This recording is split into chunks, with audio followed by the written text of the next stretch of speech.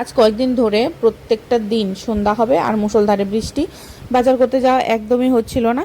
তো আজকে একটু বৃষ্টিটা কম ছিল, তাই আমি হেলমেট নিয়ে বেরিয়ে পড়েছি, কারণ গুনগুনের পাপা ইভিনিং ডিউটিতে ছিল। ও বেরোবে, বেরিয়ে আমাকে নিয়ে বাজার করতে যাবে। আর আমি একা বাজার করতে যাওয়ার কোনো সাহস দেখাচ্ছি না, কারণ বাজারে এত জিনিসের দামপত্র, আমি ওইখানে হার্ট অ্যাটাক করে মারা যাব। এই জন্য আমি গুনগুনের পাপাকে নিয়ে যাচ্ছি। অ্যাটলিস্ট আমার হার্ট অ্যাটাক আসলে ও আমাকে বাড়ি নিয়ে আসতে পারবে। জাস্ট জোকসে পার্ট, বাট এটাই সত্যি কথা, এত জিনিসের দামপত্র আমি পারবো না আর বাজার করতে। আমি খাওয়া দাওয়া সব কিছু ছেড়ে দেবো, শুধু জল খেয়ে থাকবো। জলটাও কি করে খাবো, একদম জলের দাম 50 টাকা দিয়ে কিনতে হয় আমার।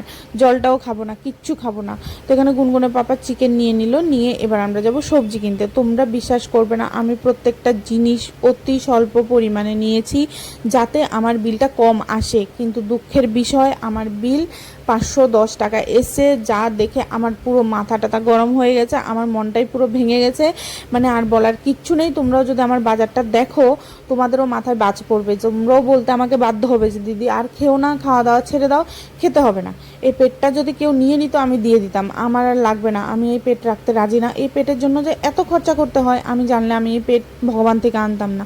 যাই হোক, গুনগুনের পাপা যাওয়ায় আমি এই বাজারগুলো বাড়ি নিয়ে আসতে পেরেছি। যদি গুনগুনের পাপা না যেত, আমি ঘরে এসে বলতাম নুন দিয়ে আলু সিদ্ধ ভাত খাও, সবজি খেতে হবে না। এরপর আমরা চলে গেলাম একটা ফুচকাওয়ালার দোকানে। এই দাদা ফুচকা এত টেস্টি বানায়, এই দাদার দোকানে ফুচকা খাওয়ার পর তোমাদের আর অন্য কোনো দোকানে ফুচকা খেতে ইচ্ছাই করবে না।